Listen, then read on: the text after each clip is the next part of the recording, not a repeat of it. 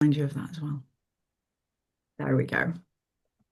All right. Okay, so um, yeah, so Ian is a hospice nurse and grief counselor, songwriter, and memorial artist whose work centers on the transformative potential of loss. For more than a decade, he has walked alongside individuals and families at the end of life, learning from the intimate space where love, mortality, and meaning converge. His experiences in hospice have shaped his belief that death is not simply an ending, but a profound teacher that reveals what is most essential about being human. He is the creator of the Ash Rose Project, which is what he's going to be talking to us today about. It's an international memorial arts initiative that invites people to explore legacy, healing, and remembrance through custom portraits infused with cremation ashes. So his work has been presented in galleries, bereavement communities, conferences, and hospice programs, and it has resonated with people across cultures who seek meaningful ways to remember and continue bonds with those who they've lost. Guided by compassion and creativity, Ian's mission is to help people discover beauty in the spaces where grief, memory, and human connection meet. So I will hand over to Ian now. And as I say, if you've got any questions, feel free to put them in the chat throughout. Thank you, Charlotte, and thank you everybody here at Lifting the Lid. It's a very special opportunity whenever we get to share internationally because, this is one of the things that level us all. We're all in this mortal game together, and I feel events like this to really emphasize that potentiality and that truth is very important. So thank you guys for all being a part of this and embracing that. In today's world, we have a hard time competing with the noise, and really that's what our mission is to gently and clearly provide a way to witness something so important and really something somewhat difficult to access in traditional means of our lives on a daily basis. And so um, I'll speak a bit. I have just a bit of background, and I can share kind of the mission and the meaning of what we've been blessed to be stewards of. And it is interesting to hear, the creator of something, but I really do feel like I'm a steward and a witness to this work. And it truly is an honor to share it and to be an ambassador of it because as a hospice nurse and, just a counselor and companion of grief, it really is an honor to be witness to such courage and willingness to choose growth and to choose life after one of life's most greatest changes and challenges. And so, to begin, I just personally, I started as an artist. Since I was a boy, I really was intrigued with bringing something forth from the imagination or from a vision, starting with a blank canvas, starting with something raw and through craft and creativity depict something of beauty and that evokes a sense of life or a sense of message. And through my little wandering path as an artist, I ended up being called to nursing initially for economic reasons. It was uh, humbling to find that it actually was the key. And it was the gateway into seeing humanity in a way that I honestly would never have seen in a traditional art world. I wouldn't have been in those trenches if I hadn't donned those scrubs and really was invited into people's moments that were very, very real.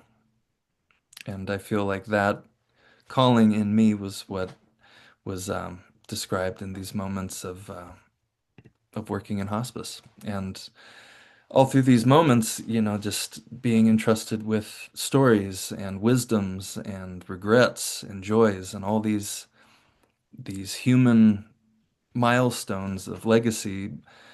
I was given this idea by my mom, actually. She received this beautiful insight to how art could be of service in this environment, and so she she said, "Hey, you create art and you create portraiture and you create expressions of um, these moments for people through a tangible form." And she said, "What would it mean to these people if you incorporated something so precious as these cremation ashes into something new as a form of art? And really not just art, but a form of movement and memorialization and expression of what they hold with them still after that loss." And I love the metaphor of this conference, the lid, the container. It's in many moments of this work that we've done, there's been people coming forward that are ready to take the lid off of not just these ashes, but of that love and of that remembrance. And there's so much metaphor within that. When we in our modern world, we're just hurried through the motions and we're to the service, and then here's your ashes in a box, and what to do with these things, and what to do with all of these stories, and all of this grief, and all of this love, with this waiting of where to go. And so I love the metaphor of lifting that lid and choosing to lift that lid and to go to those places that are difficult or uncomfortable or frightening and unknown, and really speaking from a creative standpoint as an artist and someone who's walked people through that valley of darkness, as it were, into something revelatory. It's about choosing to lift that lid and to take it off and to trust that something beautiful, although unknown, can emerge. And and that may come with pain, naturally. But embracing that mystery and trusting through witnessing others and their victories has just been a very key part of how we share this work. And so um, it began in 2020. Essentially, my mom had that idea, and I was in the midst of COVID and working with patients in their homes and seeing this gap of memorialization and this gap of connection. And um, in our intention with bringing that portraiture and allowing that to be a connecting point for people was born in a very important time. I feel like it was, the contrast that we needed to witness to see how these people were suffering a lack of ritual and really a lack of ceremony, a lack of sharing. And and that was really tragic, to just see these people receive these ends and not know where to begin again. And so through the art, it's been cultivated over the last 5 years, and actually we celebrate our 1 year anniversary as an organization, offering this to families as a form of grief counseling and not just a commission. And that's really been the pivotal transformation of this work that we do. Is it's an involvement and an invitation to not just receive something transactionally. It's an involvement of courage and of celebration. And so um, later on, I'll show a slideshow that shares a lot of the people we've been able to work with this past year and their artwork and their gifts to you.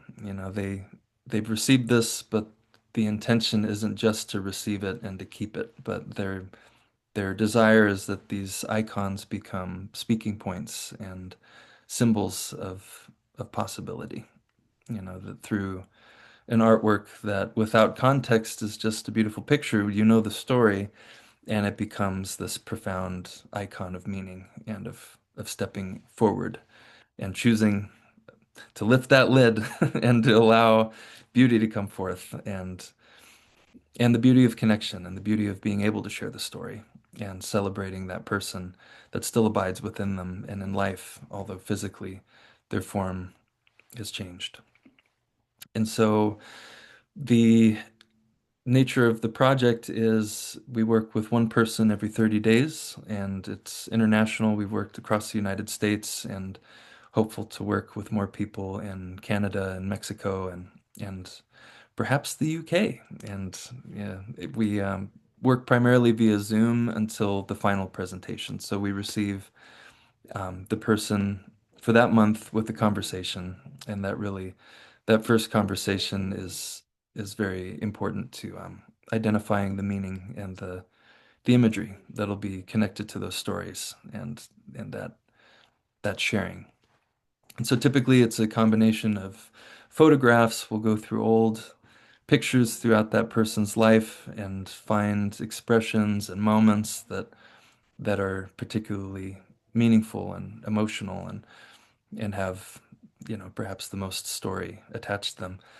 And then we explore environments, whether that be a beach or a particular forest or a mountain range or a place, in the world that holds a particular meaning for them. And then other icons and symbols and animals and messengers like the hummingbird or the sparrow or the finch or the dragonfly and so all these are explored in this first conversation and and with that the ashes are presented and it's just a small portion of ash. It's typically no more than a tablespoon that we need for most pieces depending on the scale of the artwork. And then that's blended with charcoal powder. And so we process them by hand with a mortar and pestle because the ashes are typically um, rather coarse and not really ready as a medium until it's turned into a very fine flour-like dust that is then applied with a paintbrush. And so it's kind of half drawing, half art piece with more like a painting of sorts. Um, and some people have been a participant of actually preparing the medium. It's not available to everyone because of the distance of where we operate, but just the embracing of that offering is very symbolic as well. It's this offering up something so precious, in my opinion, the most precious material, just given what it represents, more than gold, more than anything, because it is us. They trust that and they send it to the wind as it goes, when they put it in that USPS box and trust that it gets to the destination, it's trusting in that journey into another's hands to see what's possible. And so then through that month-long process of when we work with people, it's weekly journaling checkpoints. So they journal every day based on a prompt given the first, second, third, and fourth weeks through the past, the present, and in looking into the future. And so it's a pretty comprehensive journaling program. And then every Sunday we meet as a grief counseling session to explore the moments that come up and all the things that are written, to have the opportunity to speak them. And as hard as they may be, as insightful as they may be, to just have a safe space to feed into this this new creation that's manifesting as they're trusting this process of going deeper into these many times these shadowy places. And the metaphor of the art as it's created is we need both the lightest of the light and the darkest of the dark to bring forth that contrast of clarity. And if we only stick to the light and the easy and the distracted elements, then we're not getting the contrast of the full human experience through the healing journey. And so with that, throughout that month, it's that artwork is very charged at the end of it. It's very full of so much of a spectrum of this exploration and this willingness to go into places they perhaps have never gone before. And with that comes beautiful discovery and clarity. And so the importance of that is when they receive the art at the end of those 30 days, they aren't just receiving a piece of art. They're receiving their heart within that, and they're seeing this reflection of this willingness and this remembrance that, in essence, will serve as a reminder and a daily tangible presence in their lives for forever.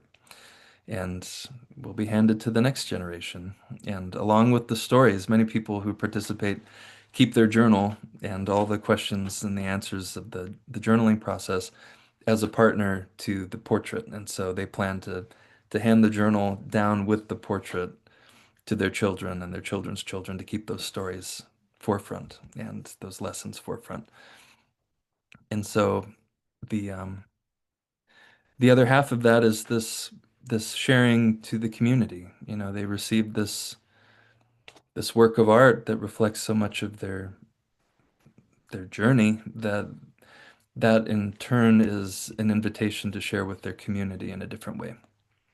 So we have annual gatherings where they physically bring their portraits together and everyone is able to share their artwork side by side and meet each other and really see each other.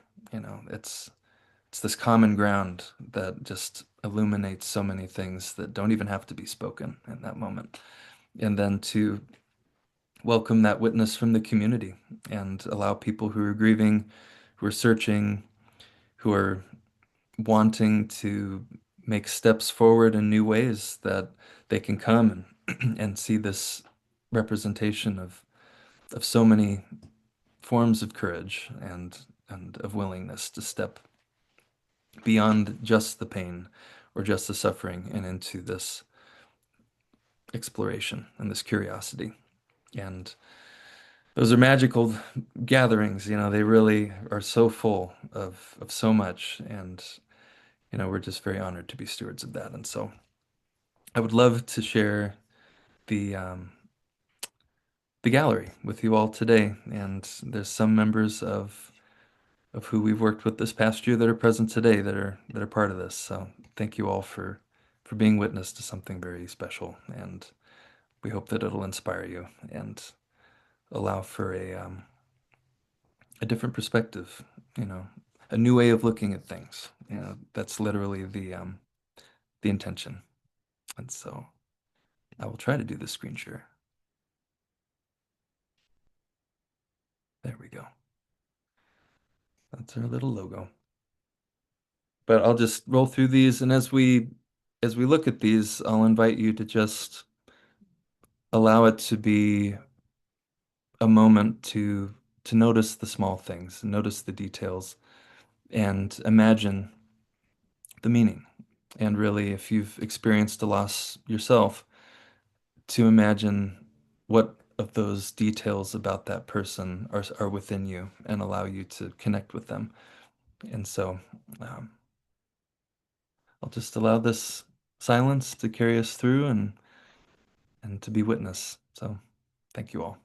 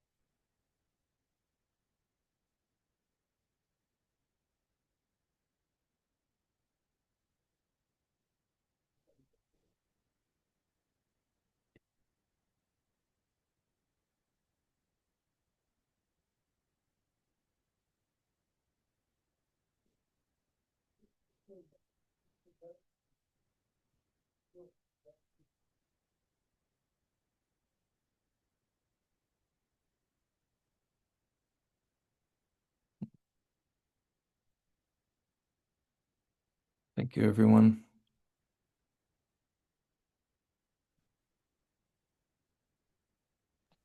Thank you.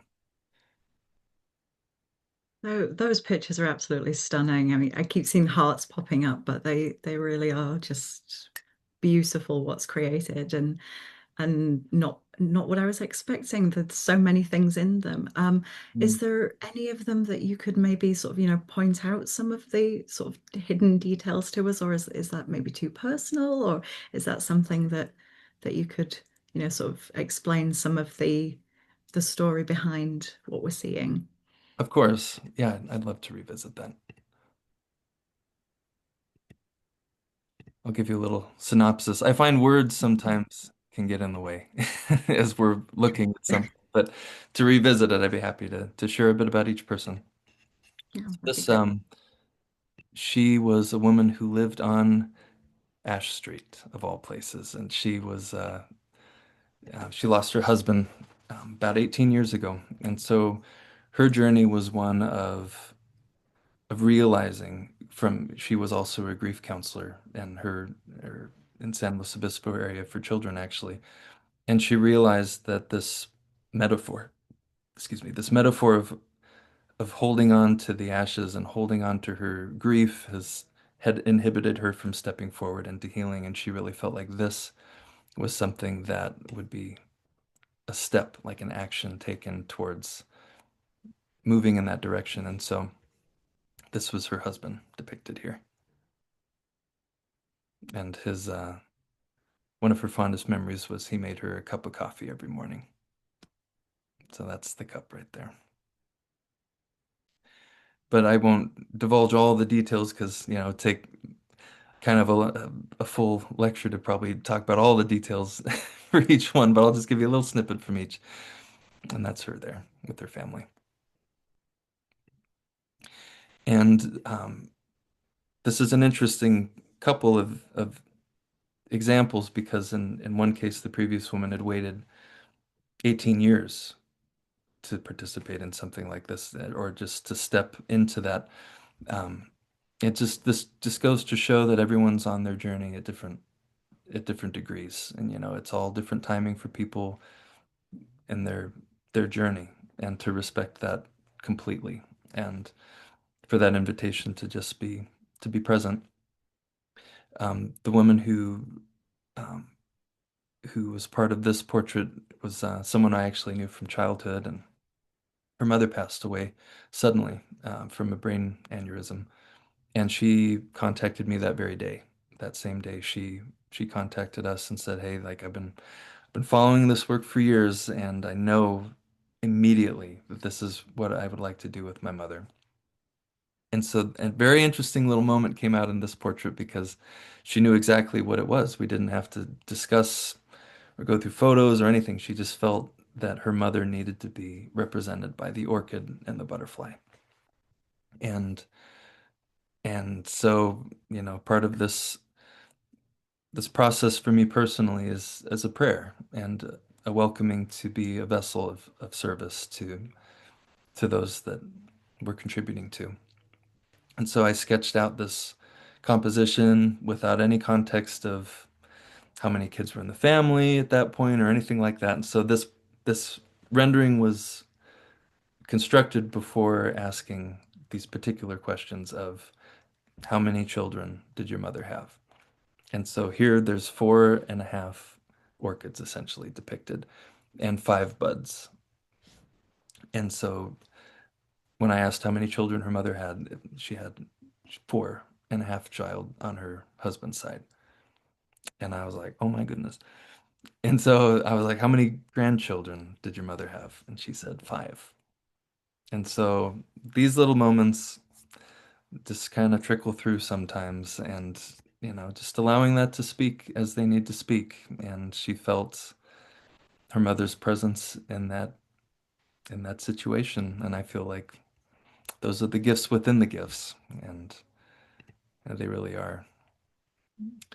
um, goosebump moments, I guess you could say.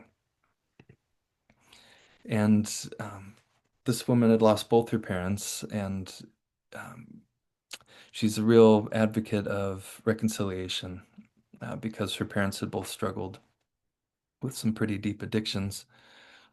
And um, she was able to reconcile with her father before he passed away. They were just getting onto a good track together and a lot of forgiveness taking place. And then he suffered a heart attack and passed away just as they were healing. And so she went to her mother, who was also in a very difficult place, and sought to reconcile with her, but she wouldn't have it. There was too much anger, there's too much uh, opposition present. And then she passed away. And so there was this despair coming from her, just like, what did I do wrong? What could I have done differently? Did I wait too long? What was holding us back? But she was able to work through that guilt and those questions into this acceptance and this sense of duty to carry this this message of action through um, of advocacy for the addictions that her parents suffered, and to really step into that as a sense of purpose. And so she chose an Appalachian or an Appaloosa horse that her father owned. So it's depicted after this animal that he really had a soul bond with, and she just remembers from her childhood that like that horse was like her father. And then the owl was her mother's favorite animal, and she chose them both to be in action, you know, running free, liberated, beyond the mortal coil. And in the Mojave Hills in the back, that's the skyline of where she was raised. And we met on her grandparents' grave, actually, to present the portrait that day, and it was a very meaningful place to do it. And then this was a woman who had lost her mother, her biological mother, after being given up for adoption at a very young age and not seeing her mother for most of her life. She was reconnected um, several years before she passed and was able to come to this place of forgiveness and understanding and really realizing the circumstances were at the time the best choice and worked through so much of the confusion of being given up for adoption. And so here it was the robe of Guadalupe and the tulip bouquet. And if you look very closely, you'll see a ladybug on her hand. And that's the little messenger that appears at the family gatherings in all these moments where, the mother's missed and, she appears on the hand of her daughter, holding a beer or a soda. She's like, yep, there's mom. And the urn is depicted here because she was taken to the beach for the first time in the urn. She had never been able to get to the beach while she was alive. There were many physical limitations, and so the daughter chose to allow this portraiture to essentially be a part of that memory's liberation and to carry her legacy forward, even though physically she was unable to.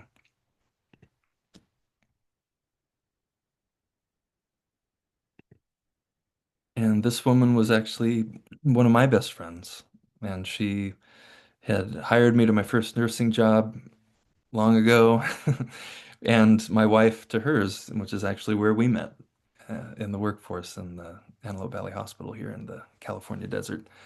And so this woman was also a nurse and had three children that, she was a mother to many, actually.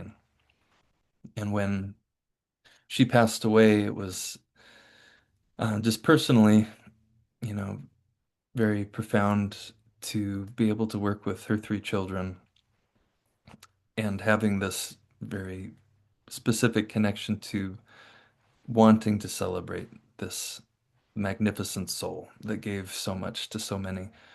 And this photograph or this picture was taken from a photograph that she took in Hawaii, and that was her home, her favorite place in the world. And so if you look closely, you see the three children standing on the shore looking at the sun. And these sunflowers, six of them represent the grandchildren, in her life. And she holds the hibiscus flower, a symbol of sweet fragrance and an offering. And she truly was a servant as a nurse and as a support and a guide. And it was just an honor to be able to create that in her honor. Her name was Tina. And then this man had lost his grandmother who raised him. He had a very difficult relationship with his biological parents, and his grandmother really stepped in to be the guide. And she had this figurine. It was this little sculpture of a boy holding a rabbit. And so when we were talking about the theme, he said that relationship of like that, the child, remembering the gentleness and the support and the love and the warmth of that protection. So we borrowed the theme of that sculpture that was her prized possession and incorporated her into holding that rabbit. And that rabbit is a representation of his child, of his inner child. But he also identifies with the buck and the maturity of the leader in the coming into that role himself with his two daughters, who are represented as these little pines standing on the side because the pines in the background represent his ancestors and really the pain that was passed down and the watching, the waiting for the next generation to change and to make good decisions when faced with those crossroads. He's standing at this fork in the road, illuminated by that light, and is watching this this remembrance and allowing that love to inform his decisions as he moves forward. And so this was a very special one, as they all are.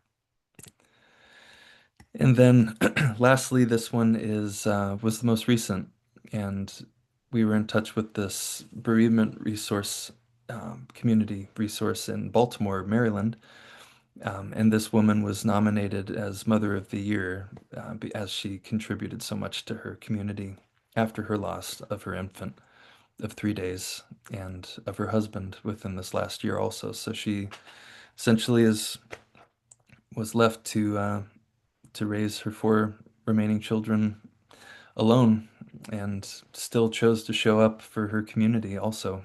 And the directors of that program host this annual event called the Angelversary, and all the mothers who've lost children under the age of 1 year gather and are able to do a remembrance ceremony. And at that time, she was honored as that Mother of the Year, but they felt it would be very meaningful if she was able to participate in the Ash Rose the month before and have this portrait presented as a unveiling for that Angelversary event. And so we were able to do that. And and she actually, in regards to this image, she didn't have any photos of the husband actually holding the infant. And so this is the only picture that they have of the baby and the father together. And the children were involved in this whole process as well. They were given the questions from the journaling on the refrigerator in their kitchen, and so every day they were able to see these questions and to be invited as children to partake in that exploration, which I think was just an incredibly important thing for her to include them with, because many times we hide this from children, but I think with that healthy welcome and the processing of being able to be familiar with it, it's a very important part of development. And so they were able to share that they wanted a piece of this artwork to represent them as they would be now. And so the baby had passed 4 years ago. So this is him on the shore sitting with his father, um, around 4 years of age is what I would estimate. So there's the actual sand of the beach on the shore. Is they took a family trip out to Virginia Beach together and gathered the sand for this artwork, and so that was part of their ceremony. And then the shadow of the horse and the child and the husband and the cat, which also had some specific stories connected to them. Those are the actual ashes on the canvas. and they were able to be there for the presentation. That's amazing. They are all so rich and detailed. That is, and everybody in the chat saying how beautiful they are, and they're nearly brought to tears by them. They really are incredible pieces. If anyone has got any questions and you want to, raise your hand, and you want to come on a camera and say them yourself and unmute yourself, that would be fine. Yeah, If great. you want to make yourself known. If not, I've got a couple that I can ask to keep the conversation going. So I think the thing that I'm sort of most interested in, you've said that this is international and that you've got people from all over. So how have you navigated the cultural differences in how people remember and ritualize when they've come to you in this project? Yeah, it's been interesting to see just, culturally and just with different origins of belief and this relationship to the human body and to what's left beyond the body. It's always something to approach with openness. I think that that's the intention of allowing the art to be the reflection of it because the art becomes what we give it, and allowing that space for total openness, for people to speak freely and to inform what's to become manifest. That metaphor of speaking into action and speaking into life and pouring forth into possibility is really the heart of this work. And I think in a cultural sense, I love how art needs no words. It needs no language. It is a visual language. And I think that witnessing without the need to understand sometimes right away, at least, just the willingness to witness is a good step into compassion without the clinging to knowledge or the clinging to the details of needing to know. It's just the willingness to be present.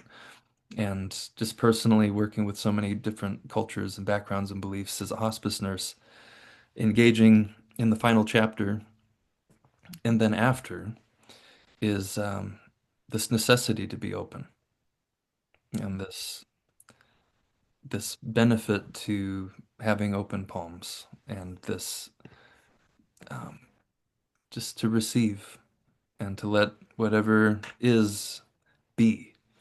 And I think what the hope of this representation is just beyond culture is humanity and this common experience that we all have to live and to die. And for those of us left to live, what do we do? Do we choose this path, that path? We choose growth, we choose isolation.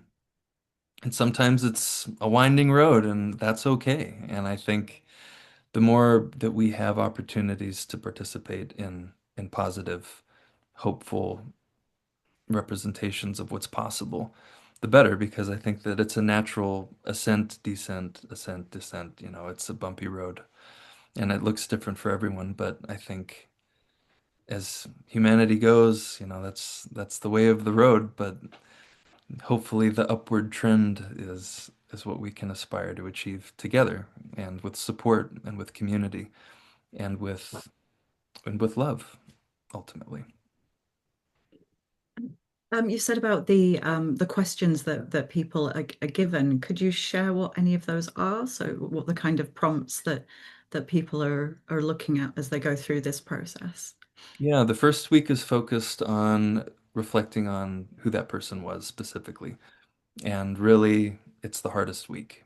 Yeah, unanimously, this is the most difficult, emotionally, the most difficult part of the journaling process is returning to that person, um, and really going to all the moments of what you miss and what hurts the most, and these lessons of all of that person tucked away in all these corners that are longing to be illuminated again. It is it's very challenging to go there, but I intentionally put that first because once you get through that first week and just muscle through it and trust, once you integrate more into the second and third and fourth weeks, it's more about what are we doing with that? You know, what do all those memories mean now, and how can they be translated now into life? And just holding those things and assessing how they can transform into a more tangible form of that person's life and start applying them in tangible ways that inspire and that don't hinder, but they motivate and they become a sense of honor and a real depiction of beauty because they inform positivity and possibility and virtue and these positive things that these people can still hold in them and in their hearts and in their hands and give back with and contribute back to life with. And then Yeah. that last week, specifically questions are more like, once we've done a fair bit of the processing and working to looking to receiving the artwork and what that will mean then from that point on as they have stepped in not as participants so much but then collaborators and they become a part of that community to share these messages and to bear light and a clarity to the community around them and even here in a global sense. And a couple weeks ago in Guatemala, it's like this influence goes so far beyond them that allowing them to step into that and cherishing that and really allowing that to be a platform of meaning and in how this willingness to go to these places and to allow something beautiful to come forth can become instruments of inspiration for others. Yeah, and people have said in the chat about inspirational, and yeah, absolutely. There is one question that's popped up. Dr. Wilkinson asked who the artist is, and just for clarity, if that's you or not. It is me, yeah. And so, yeah, the someday perhaps I'll be able to work with other artists on that team, but the um, I do encourage artists to consider this. It is a very profound way to contribute your talents to the healing of another. But for now, it's just me, Mhm. and that's why we do prefer to work more on a smaller scale, but with that a wider scale. We're not taking on hundreds of people a month. We're taking on one person a month, and then with that focus, allowing the donor community to the foundation, who's part of an email group, they are able to, even if they're on the waiting list to be a future participant themselves, they can witness each person every month, one at a time, knowing that that focus is being tended to and allowing that art and that story and that journey to be very cared for and then to be turned back out to the world again and with that much more focus. And I think in today's world of scale and pace, there's something in me that just wants to go all the way back and slow it way down and allow that space and that clarity to hopefully bring more impact. Yeah. And Alexis has asked, what do you charge for this? Do you work on a donation only basis? And how long is your wait list? Oh, first of all, we do not charge for this service. So everyone participating in the Ash Rose donations aren't contingent for the participation. Many people choose to donate to pay it forward and to contribute to future participants, but it's free. I love being able to offer this where money isn't an obstacle because we found before we started this foundation, there were many people, there was like dozens that wanted to do this, but they were compromised financially. And so it was a decision to be like, okay, there's plenty of resources out there to support heart-centered projects, and it shouldn't be an obstacle for people who are really wanting to step forward in their healing journeys like this. And so we're currently in a place where we're just receiving donations and cultivating this family of donor witnesses to support the production costs and the time and the travel expenses and just allowing it to reach people here and far. This is I think the joy of it is not to just send it in the mail or to just do everything remotely, but to make the effort to actually go in person, to gather the family, gather friends, and to really make an occasion of it. And I think that just emotionally has so much value to it.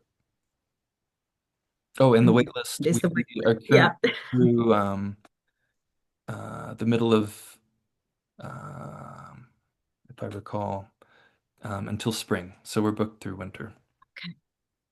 Okay, so not too far then. It's No, still thankfully, still manageable. right. Yeah. Does anybody else have any other questions that you want to put into the chat while we've still got a couple of minutes?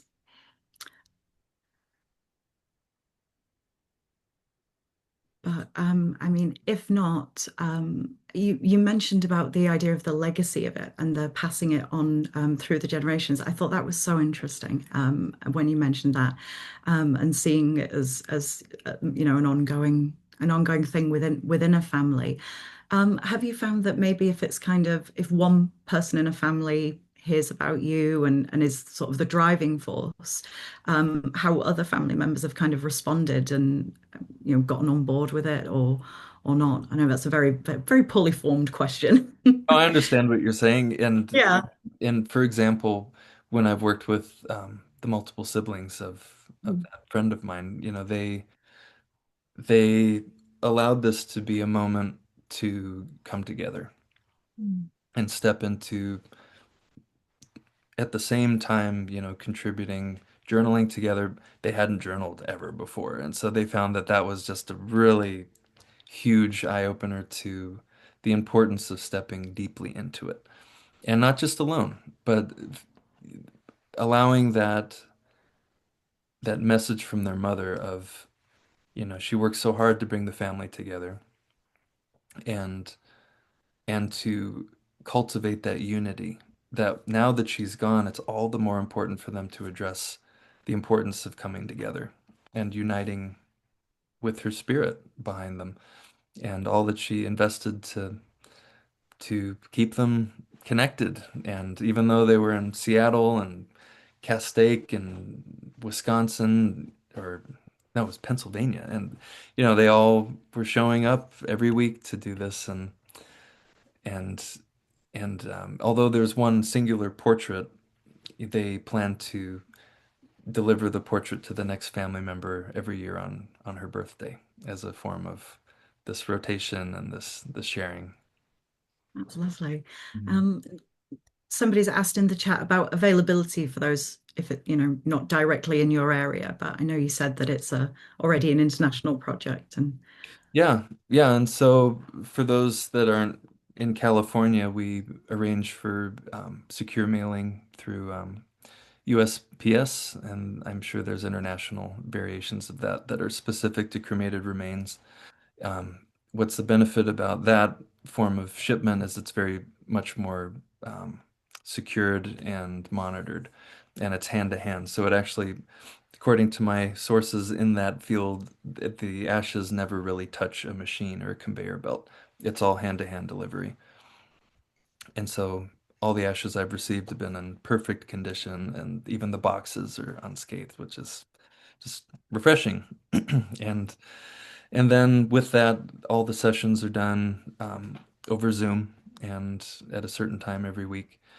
And then the artwork is ideally delivered in person. And so I'll fly with my little team and family and make it a very memorable occasion to gather and to treat it with honor and with remembrance and good food and drink and family and it's like a birthday, it's like another memorial service in a way, and then this artwork's unveiled, and really part of the process is they don't see the art until that day. And so there's this trust and this putting in everything that they're able to put in and then just allowing something to come forth. And then this art is a reflection of all that. And it's a very exciting part of it actually. And and and the waiting, it's allowing that Mm. waiting to inform something beyond that immediacy, the instant mentality of what we're kind of used to these days, and just allowing that mystery and the wonder and the curiosity to come forth is a very important metaphor for this work too. Yeah, absolutely. And just, I will add in one more question before we start to wrap up. But Haley has asked, can this work be done using ashes from alkaline hydrolysis or water cremation? Yes, it can. We've worked with those before. They actually are much finer to begin with, and so they're actually closer to what we need to work with as a medium than fire ashes as well. So it, it's Yeah. it's ideal, but either works just fine. I loved the one with the sand in as well. I thought that was a really, really lovely inclusion. It was Yeah, lovely. special. Yeah. Okay. So I'll kind of start bringing things to a close now. But Ian, that has just been the most wonderful session. The images are incredible, and everyone said the same in the chat. So thank you so much for sharing that with us. It's amazing work. It really is. Well, thank you. And It's an honor to share and to let those speak beyond only words. And for anybody who'd like to stay involved, and these works are online on our website as well in the gallery portion. So it's theashrose.org gallery. And I shared the link a little while oh, ago. So, and somebody else shared the gallery link as well. So perfect. yeah. They're on. But thank you everyone for watching and for those who have sent in questions. It's if we could all thank Ian and do our little claps. Thank you so much. Thank you. Yeah, as I say, just the most beautiful images and wonderful, wonderful work. So I will start moving people back into the waiting room. There's a little bit of a few minutes break before our next session, but definitely recommend that people stay around for that one as well. So thank you again, everyone. And I'm just popping the links in the chat again for the GoFundMe for this wonderful festival. So that's entirely volunteer run. And yeah, thank you, everyone. And I'll start very gently booting you back into the waiting room. So thank you, everyone. Thank you.